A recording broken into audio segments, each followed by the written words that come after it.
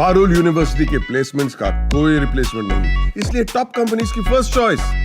आप तो समझ ही गए होंगे। Join Parul university, Vadodara, Gujarat. भारत के प्रधान न्यायाधीश संजीव खन्ना ने दिल्ली हाई कोर्ट के जज यशवंत वर्मा के सरकारी आवास से कथित तौर पर बड़ी मात्रा में नकदी मिलने के मामले में कड़ा रुख अख्तियार किया है। उन्होंने जस्टिस वर्मा के खिलाफ आरोपों की जांच के लिए 3 सदस्यीय कमेटी का गठन कर दिया है। सीजीआई ने दिल्ली हाई कोर्ट के मुख्य न्यायाधीश DK उपाध्याय से रिपोर्ट मिलने के बाद आंतरिक जांच का आदेश दिया और उनसे जस्टिस वर्मा को कोई न्यायिक कार्य नहीं सौंपने के लिए कहा गया है। यानी जस्टिस वर्मा के खिलाफ न सिर्फ 3 न्यायाधीशों की कमेटी जाँच करेगी, बल्कि उनसे न्यायिक कार्यों को भी वापस ले लिया जाएगा। शीर्ष अदालत ने जस्टिस उपाध्याय की जाँच रिपोर्ट वेबसाइट पर डाल दी है, जिसमें जले हुए नोटों की तस्वीरें देखी जा सकती हैं। दूसरी तरफ जस्टिस वर्मा ने कहा है कि घर के स्टोर रूम में न तो मैंने और न ही मेरे परिवार के किसी सदस्य ने कभी नकदी रखी थी। जस्टिस वर्मा पर लगे आरोपों की जांच के लिए आंतरिक जांच प्रक्रिया अपनाते हुए सीजीआई ने जो 3 सदस्यीय जांच कमेटी गठित की है, उसमें पंजाब एवं हरियाणा हाईकोर्ट के मुख्य न्यायाधीश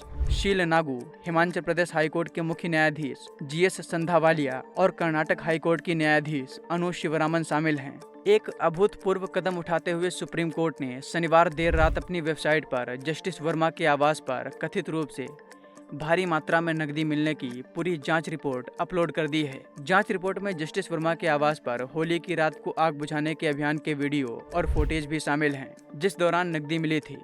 जस्टिस उपाध्याय द्वारा प्रस्तुत 25 पन्नों की जांच रिपोर्ट में कहा गया है कि भारतीय मुद्रा के 4 से 5 अधजले ढेर पाए गए थे। जस्टिस उपाध्याय ने अपनी रिपोर्ट में कहा कि मेरे द्वारा की गई जांच में प्रथम दृष्टया बंगले में रहने वाले लोगों और CPWD कर्मचारियों के अलावा किसी अन्य व्यक्ति द्वारा कमरे में प्रवेश की संभावना नहीं दिखती। इसे देखते हुए मैंने प्रथम दृष्टया इस राय पर हूं कि पूरे मामले की गहन जांच की आवश्यकता है। जस्टिस उपाध्याय ने घटना के संबंध में साक्ष्य और जानकारी एकत्र करने के लिए आंतरिक जांच की थी।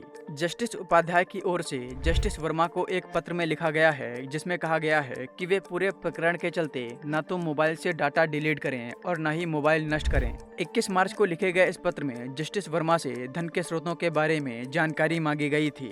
साथ ही पूछा गया था कि जले हुए नोट अगले दिन किसने हटाए। वर्मा को 22 मार्च को दोपहर 12 बजे तक यह जानकारी देने के लिए कहा गया था। बताते चलें, गत 14 मार्च को रात करीब 11:30 बजे जस्टिस वर्मा के दिल्ली सरकारी आवास पर आग लगने के बाद अग्निशमन विभाग आग बुझाने पहुंचा था। तभी कथित तौर पर बड़ी मात्रा में नकदी मिलने की खबर सामने आई थी। सुप्रीम कोर्ट द्वारा जारी तस्वीरों में बड़ी मात्रा में जले नोटों को देखा जा सकता है। जस्टिस वर्मा ने कहा है कि घर के स्टोर रूम से बरामद नकदी से उनका या उनके परिवार का कोई संबंध नहीं है। स्टोर रूम में न तो मैंने और न ही मेरे परिवार के किसी सदस्य ने कोई नकदी रखी थी। मैं इस बात का खंडन करता हूं कि नकदी हमारी है। यह विचार या सुझाव कि यह नकदी हमारे द्वारा रखी गई होगी, यह पूरी तरह से बेतुका है। उन्होंने कहा कि कोई व्यक्ति कैसे स्टाफ क्वार्टर के पास एक खुले स्थान पर जहां कोई भी व्यक्ति आ सकता है, वहां नकदी स्टोर कर सकता है। ये अविश्वसनीय है। ये एक ऐसा कमरा है जो मेरे रहने के क्षेत्र से पूरी तरह से अलग है। एक 4 दीवारी मेरे रहने के हिस्से और इस आउट हाउस को अलग करती है। जस्टिस वर्मा ने आगे कहा कि मैं केवल यही कहना चाहता हूं कि मीडिया ने मुझ पर आरोप लगाने और प्रेस में बदनाम करने से पहले कुछ जांच की होती।